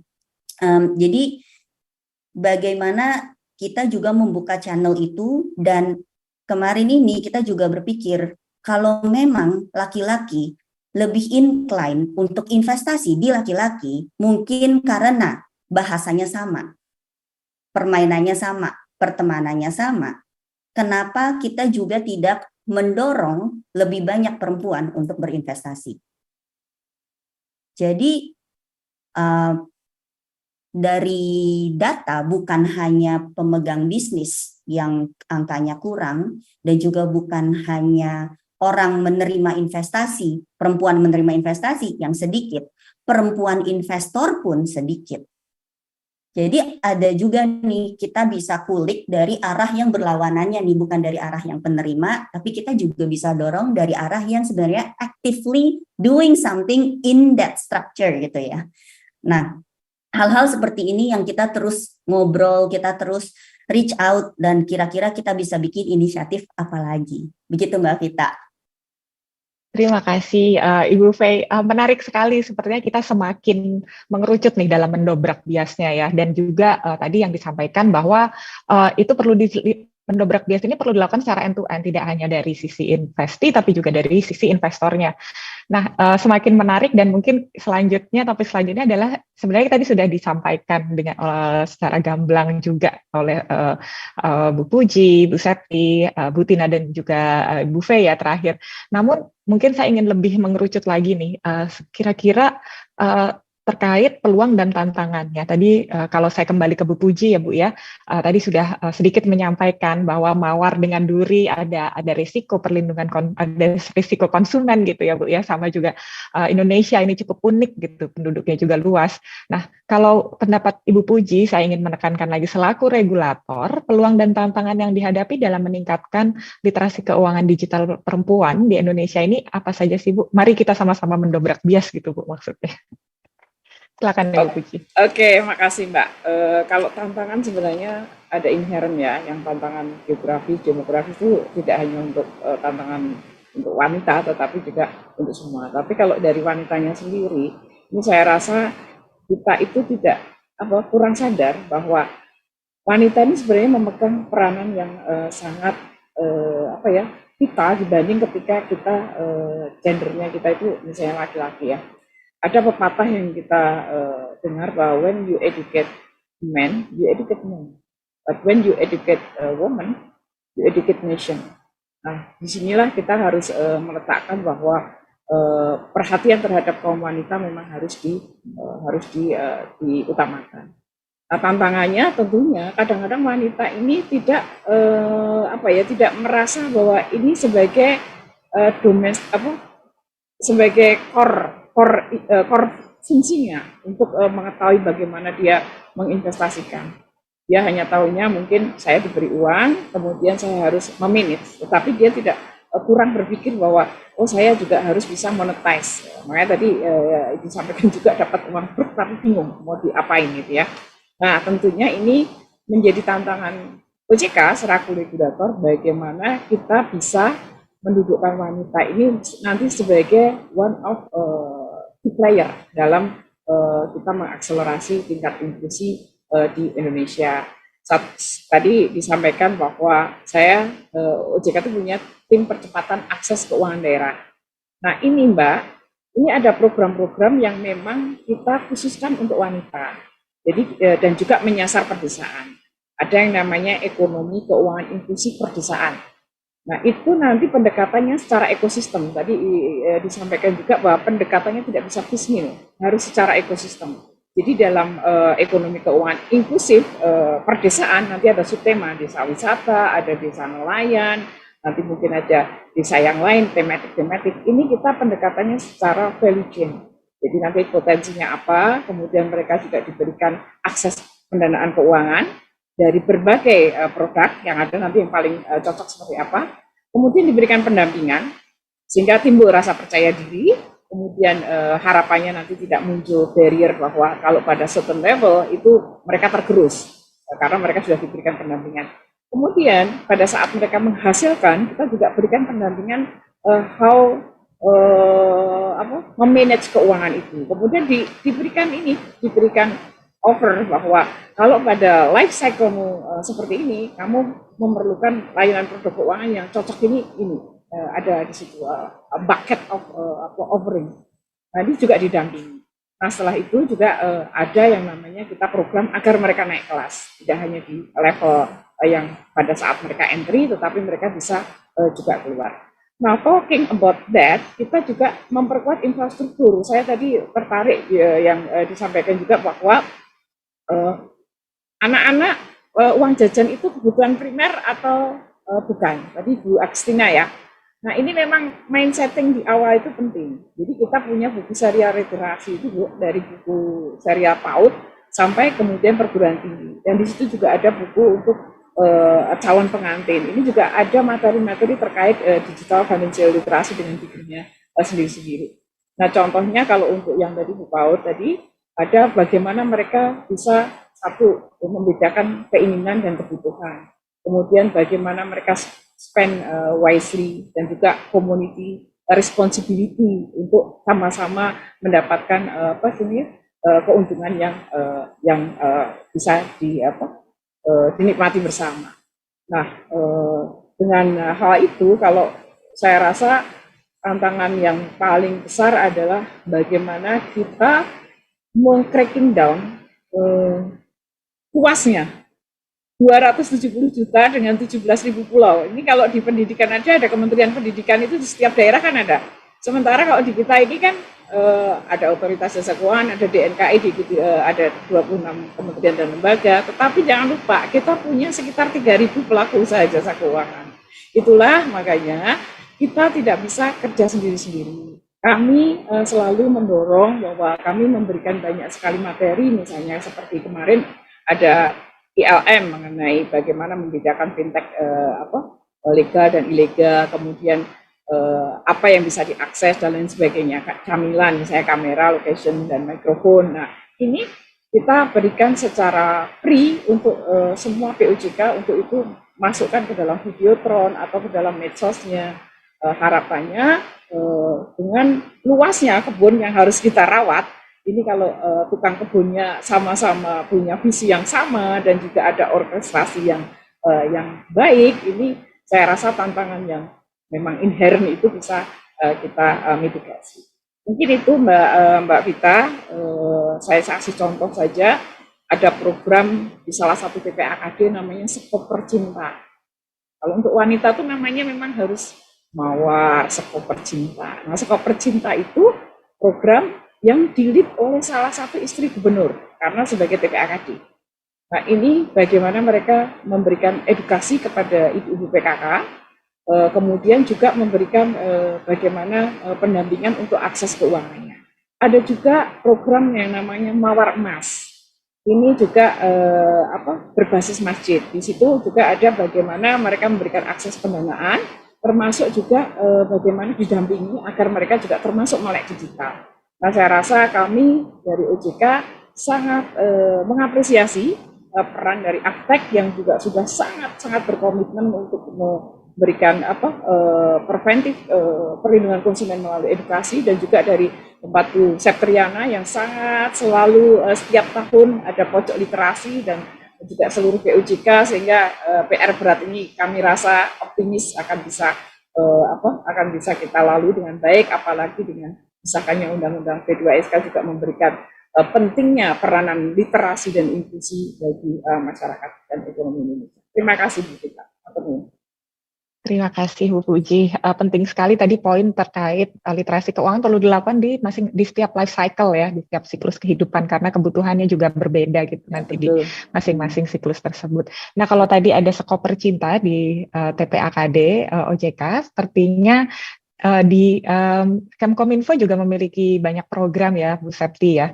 Nah, mungkin bisa di-share Bu lebih lanjut tentang peluang dan tantangan dalam mewujudkan kesetaraan talenta digital perempuan di Indonesia. Baik itu di level kebijakan maupun program seperti Digital Talent Scholarship misalnya ya Bu ya. Mungkin bisa dijelaskan lebih lanjut, silakan Ibu Septi. Mohon maaf Ibu, masih di mute ya. Bu Mbak Vita, jadi Bapak Ibu serta teman-teman yang hadir pada sore hari ini, jadi bagaimana peluang dan tantangan yang dihadapi oleh Kemkominfo dalam mewujudkan kesetaraan talenta digital. Jadi di masa depan sangat terbuka luas potensi ekonomi digital Indonesia. Jadi pada tahun 2020 kontribusi ekonomi digital mencapai 619 triliun, sehingga dapat menjadi akselerator pembangkit ekonomi Indonesia. Sementara itu menurut data Bappenas, Indonesia diprediksi akan mengalami masa bonus demografi pada tahun 2030.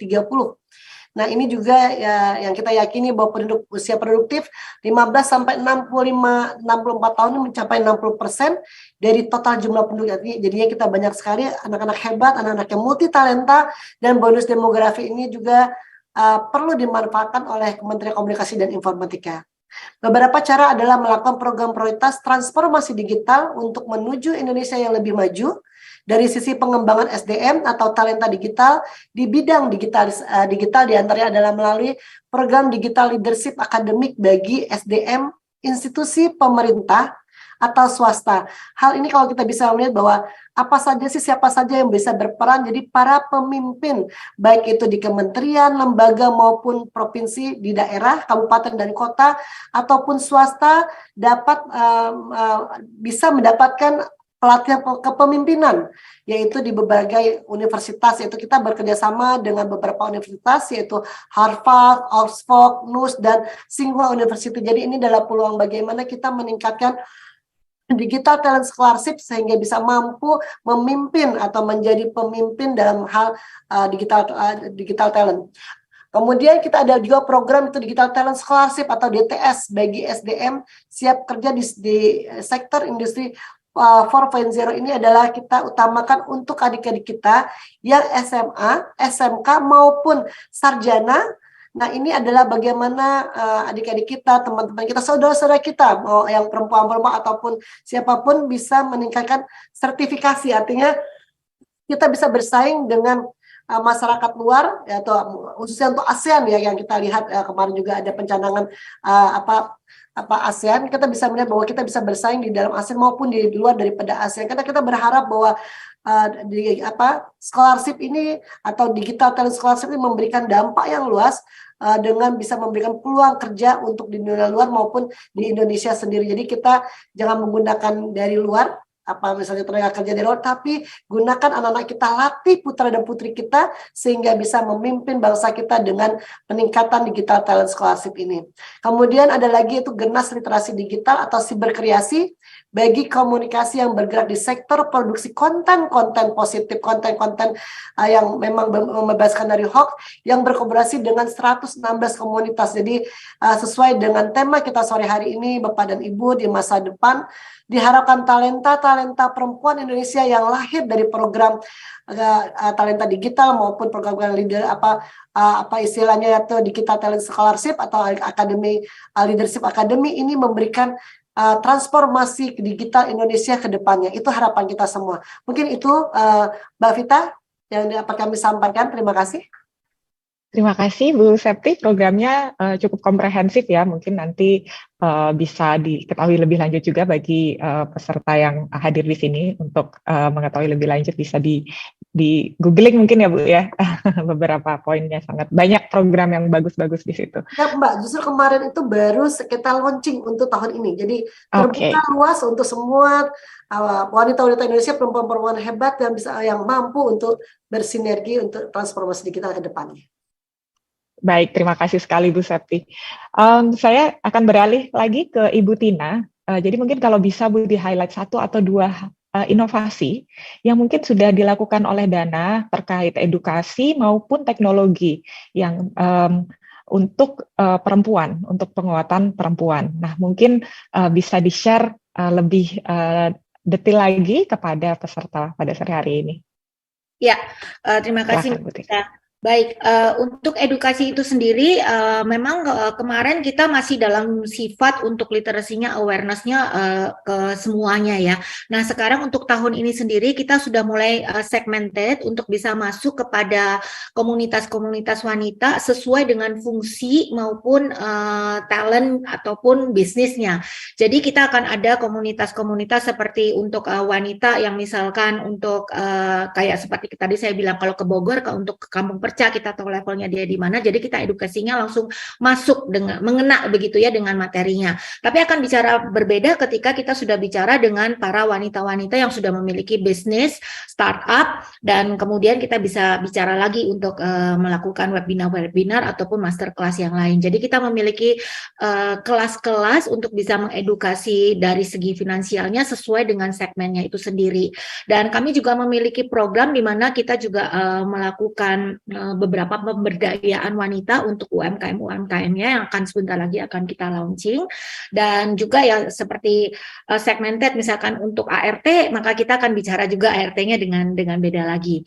Nah, untuk inovasi-inovasi itu sendiri seperti kita pahami bahwa wanita itu memiliki potensi yang luar biasa untuk kemajuan ekonomi. Sehingga kami juga di Dana kita memiliki feature-feature seperti family account gitu ya, untuk supaya para ibu-ibu ini juga bisa juga punya family account di mana anaknya semuanya diregister untuk bisa kalau transfer uang saku itu bisa ke sana, bayar uang sekolah juga bisa ke sana. Dan kita juga sekarang kan secara daily lifestyle financial instrumennya sebisa mungkin kan sudah cashless ya, di mana ibu-ibu ini kan selain multitasking, multi title, jadi CFO, jadi CEO gitu kan, CEO-nya apapun ada gitu kan, harus jadi CFO, mengolah uang yang udah dikasih bisa beruntung begitu kan.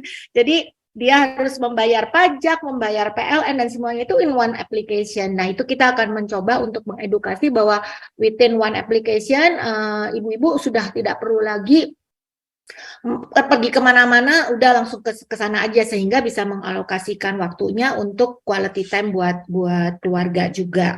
Dan salah satu yang mungkin kita bisa kerjakan juga di Dana selain bicara teknologi adalah di Dana itu believe in term of women empowerment. Jadi kami juga secara culture di Dana itu sendiri kita sangat believe on the woman empowerment itu sendiri, makanya kita juga ada namanya spouse day untuk kemudian ibu-ibu, untuk parenting kita berbagi karena kita percaya ketika wanita itu memiliki edukasi atau mindset yang tepat, dia akan juga mendidik anaknya dengan tepat juga ya. Tadi sudah disebutkan oleh Ibu Kristianti Puji juga bahwa bonus demografi gitu, bahwa bagaimana ketika wanita itu bisa mengolah keuangannya dengan baik, pastinya dia akan membeli makanan lebih bergizi, dia akan membaca lebih baik gitu ya. Jadi membalance, tantangannya juga membalance antara skill, ethics, safety sama culture itu tadi Mbak Vita. Back to you.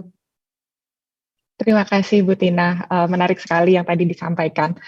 Sepertinya mungkin ini juga nanti sekali lagi saya ingin address Ibu Fei ya, terkait setelah inovasi dari Dana, tetapi juga sebagai penggerak ekosistem di kewirausahaan. Kalau saya boleh mengandai-andai nih Bu Fei ya, tadi kan sudah disampaikan bahwa tantangannya apa saja gitu ya di dalam ekosistem digital dan kewirausahaan bagi perempuan utamanya. Kalau boleh berandai-andai, kondisi ideal yang seperti apa sih agar ruang digital itu dapat menciptakan ekosistem kewirausahaan yang inklusif dan juga berdaya bagi perempuan? Silakan Ibu Fei. digital sudah pasti memberikan akses yang lebih ya. Waktu tahun 2020 kita ini kan dulu jagoan offline karena saya cukup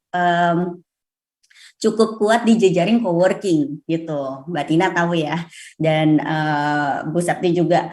Nah, jadi jagoan offline banget deh, ngumpulin orang gitu ya, ketemu-ketemuin, bikin sesuatu gitu kan ya, komunitas banget. Tahu-tahu COVID. Nah, ya udah kita belajar deh untuk bikin semuanya online. Ternyata it's a blessing in disguise. Kita bikin sesuatu waktu itu awal bulan puasa, saya ingat banget karena saya jadi ikut-ikutan puasa 1 bulan secara seluruh tim puasa dan harus bikin program dari 3 hari 3 malam untuk program startup weekend dan ada 1.500 orang yang daftar dari 29 provinsi. Hal ini nggak pernah terjadi sebelumnya kalau offline.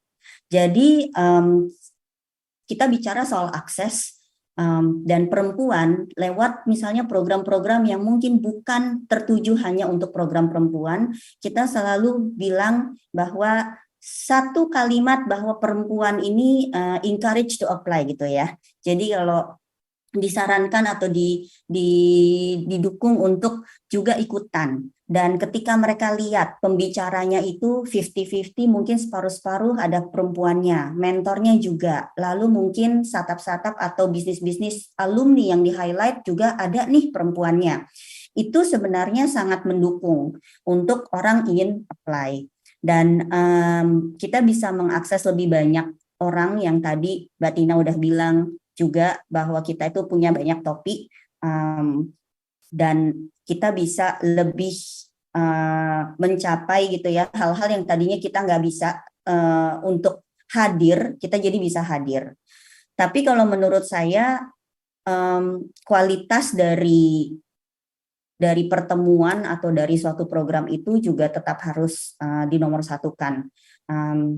Kadang kita berpikir akses itu hanya untuk kuantitas gitu ya, mencapai sebanyak-banyaknya, tapi lalu ketika kita tahu untuk kayak butuh pendampingan, butuh untuk beberapa hal, apakah online atau ruang digital itu yang paling efektif. Kita sekarang lebih banyak juga untuk melakukan banyak hal itu hybrid, jadi kita masih terus tes sebenarnya. Saat tahun ini kumpul melakukan pendampingan untuk 50.000 UMKM. Kita bekerja sama dengan lembaga filantropi, tetapi dari 50.000 ini kita akan identifikasi 2.000 yang kira-kira bisa ikut body program. Jadi lebih didampingi secara intensif dan dari situ kita membuat impact research atau measurement bersama World Bank untuk melihat sebenarnya seefektif apa sih, apa yang kita bisa pelajari.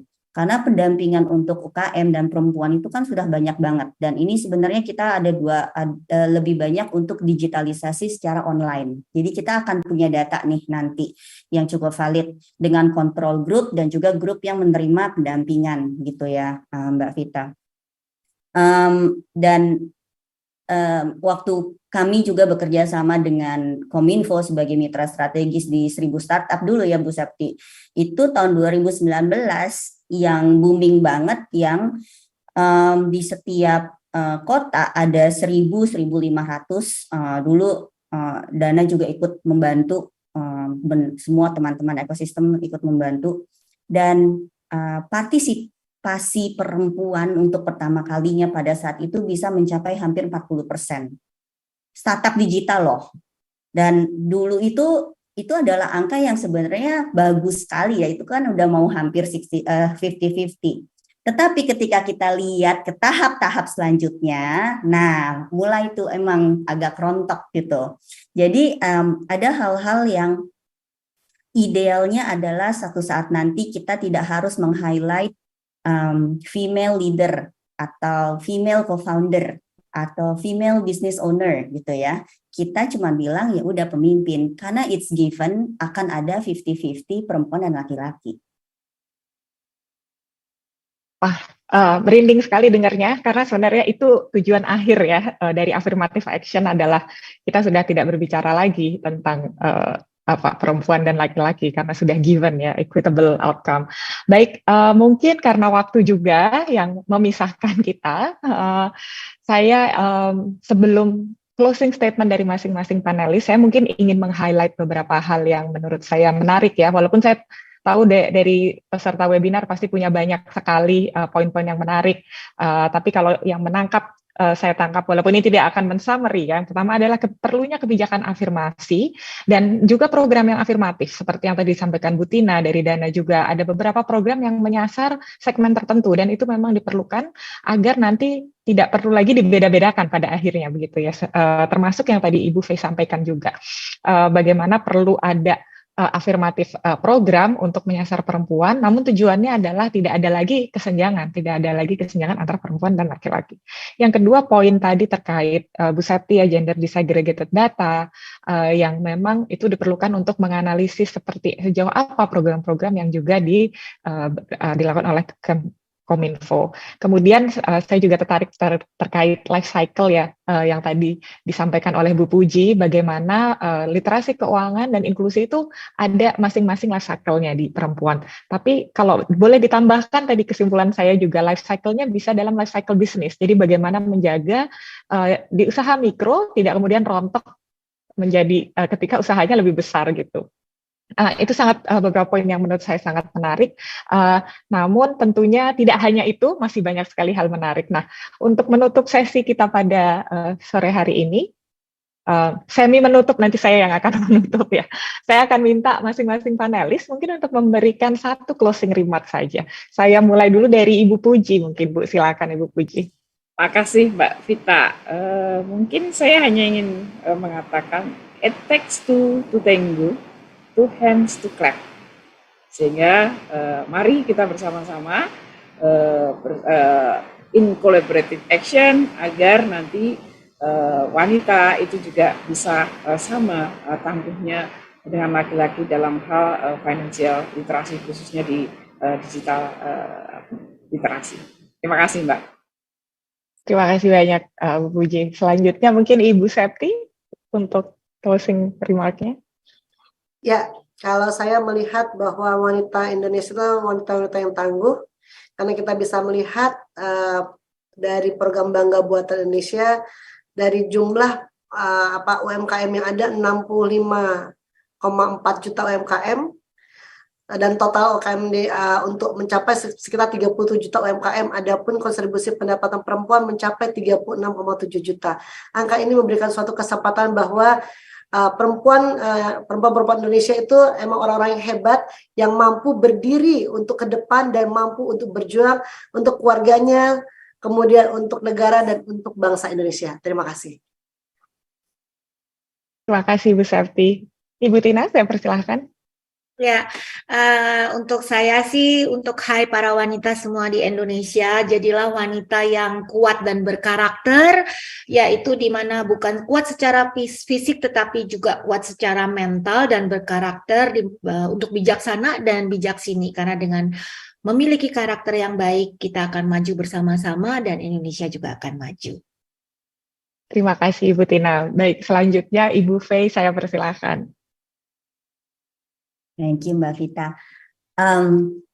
Carilah support system. Jadi ketika kita merasa sendiri, lalu nggak ada orang yang mengerti kita, mungkin kita berada di kolam yang salah. Jadi kita cari kolam yang mungkin bisa lebih banyak mengerti kita, ikut banyak program, ikut banyak network, itu yang bisa membukakan banyak jalan. Hal-hal yang sebenarnya kalau perempuan-perempuan atau laki-laki di sekitar saya kok sepertinya tidak bisa mendukung apa yang bisa saya lakukan, percayalah di kamar sebelah ada yang bisa mendukung. Ya, tinggal cari aja kamar yang sebelah itu di mana. Terima kasih Ibu Fei, sangat empowering message-nya dari ibu-ibu semuanya.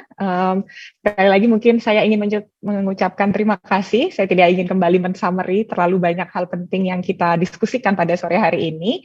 Terima kasih Ibu Puji, Ibu Septi, Ibu Fei, dan Ibu Tina atas waktunya dan pemikiran-pemikirannya tentunya. Dan mungkin kalau ingin melanjutkan diskusi kita bisa ketemu offline ya Ibu-ibu sekalian. Baik, terima kasih. Sekali lagi selamat sore. Akan saya serahkan kembali ke Mas Abin. Silakan Mas Abin.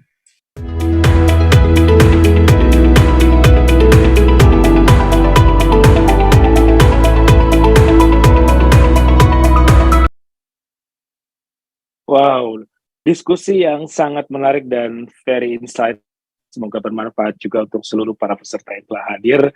Kali ini telah disampaikan oleh perempuan-perempuan hebat Indonesia, khususnya di jasa keuangan digital yang luar biasa sekali. Terima kasih ibu-ibu semuanya yang sudah hadir berpartisipasi. Terima kasih Bu Vita Sari Anggraini telah memandu sesi panel diskusi. So, Bapak Ibu sekalian, kita di akhir acara dan kami bisa menghimbau Anda untuk dapat berkunjung ke situs resmi Asosiasi Fintech Indonesia di www.fintech.id serta berkunjung dan follow Instagram kami di @fintechid untuk mengetahui berbagai kegiatan-kegiatan dari Aftech lainnya. Dan kami mohon tentunya kesediaan oleh Bapak Ibu peserta Fintech Talks yang hari ini untuk dapat mengisi feedback form yang akan kami sebarkan melalui kolom chat. Baik, akhir kata kami mohon maaf apabila ada kekurangan. Salam sehat dan sukses selalu untuk kita semua. Tentunya sampai jumpa dan sukses selalu ibu-ibu, moderator, narasumber, semuanya terima kasih sekali lagi. Wabillahi taufiq wal hidayah. Wassalamualaikum warahmatullahi wabarakatuh. Salam sejahtera bagi kita semua. Shalom, Om Swastiastu, Namo Buddhaya, salam kebajikan. Selamat sore semuanya. Terima Selamat kasih sore, banyak. makasih Bu Vita. Sampai ketemu lagi Bu Ya. Tati. Mbak Kasih, Faiza, Bu. terima kasih. Mas Abin. Salam sehat selalu Terima Mas kasih. Adi. Salam sehat semuanya. Terima kasih Bapak Ibu Izin live semuanya. ya Bapak Ibu. Sukses. Izin live, ya sukses Terima semua. kasih. Izin live.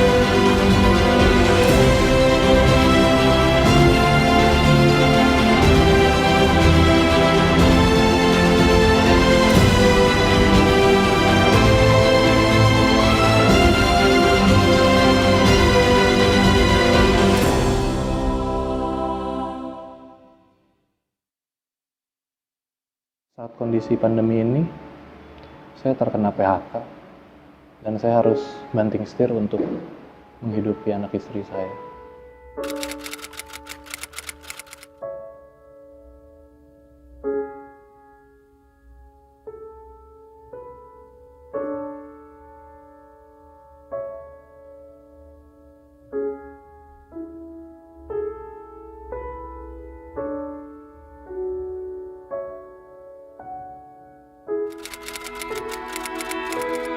sebagai ibu rumah tangga pada umumnya yang ngurusin rumah, suami, anak, dan kalau ada waktu luang sih biasanya suka kumpul-kumpul sama ibu komplek, me time.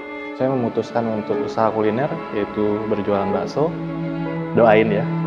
Ngojek online dari pagi sampai malam, mumpung dikasih sehat sama Allah, kerja keras demi keluarga. Di saat masa pandemi seperti ini, saya terkena PHK dan saya melihat ada berkah juga di kondisi saat ini. Saya memutuskan untuk membuka usaha sendiri dan sekarang saya bisa membuka usaha saya sendiri dengan uang tabungan saya serta pesangon yang saya dapat, yaitu berjualan bakso. Kalau sekarang sih masih tergolong cukup ya. Suami masih aktif bekerja di agen travel. Tapi ya begitu, tahu sendiri kan dampak pandemi ini, gaji dipotong dan kayaknya keadaannya sekarang emang harus banyak prihatin. Ya, sekarang saya bersyukur masih dikasih rezeki sama Allah dari hasil ngojek online. Cuma gini, saya udah 2 kali jatuh dari motor, HP sempat rusak. Nggak ada HP saya nggak bisa kerja. Sekarang udah punya yang baru, kalau yang ini rusak juga nggak kebayang dah. Nggak punya duit buat beli HP lagi. Awalnya saya bingung ya, karena saya perantau di sini tidak memiliki banyak kenalan. Mau pinjam dana ke kampung halaman juga saya merasa malu. Namun saya diinformasikan teman saya yang sudah memulai bisnis usaha online tentang fintech P2P lending. Saat itu saya mengajukan dengan proses yang aman, cepat, dan mudah. Akhirnya saya bisa membuka usaha bakso saya. Mudah-mudahan usaha ini bisa terus berkembang dan makin banyak konsumen. Doain ya. Nah, saya sempat ngobrol sama ibu-ibu komplek tentang fintech ya. Tapi yang kita tahu kan fintech itu adalah solusi bayar lewat handphone. Nah, ternyata ada produk fintech lainnya seperti investasi emas, reksadana. Ini dia solusi investasi yang kita nggak tahu ternyata di fintech ini juga ada gitu. Saya dengar dari teman saya sama ojol, kalau dia udah pakai asuransi dari fintech. Dari situ saya udah punya asuransi buat HP saya. Jadi kalau HP saya jatuh dan bermasalah, saya nggak perlu khawatir lagi. Oh iya, sama sekalian asuransi jiwa juga ya, kalau nggak salah. Karena biar gimana pun kerjaan ini sangat berisiko. Bayar bulanannya pun nggak mahal. Saya sangat bersyukur karena ada solusi ini. Semua permasalahan keuangan memang ada solusinya di fintech, asalkan kamu sebagai nasabahnya cek terlebih dahulu apakah fintech tersebut telah terdaftar atau legal dan telah memiliki izin. Di website ini, kamu bisa mengecek apakah fintech sudah terdaftar resmi di regulator atau belum. So, kamu nggak perlu khawatir lagi ya. Selain itu, kamu bisa mengecek rekening yang baru kamu kenal melalui fitur cek rekening di cekfintech.id. Dan perlu diingat ya, bahwa fintech legal tidak akan memberikan rekening atas nama pribadi. Aman, bikin tenang lagi. Praktis dan bisa diandalkan. Efisien dan fleksibel.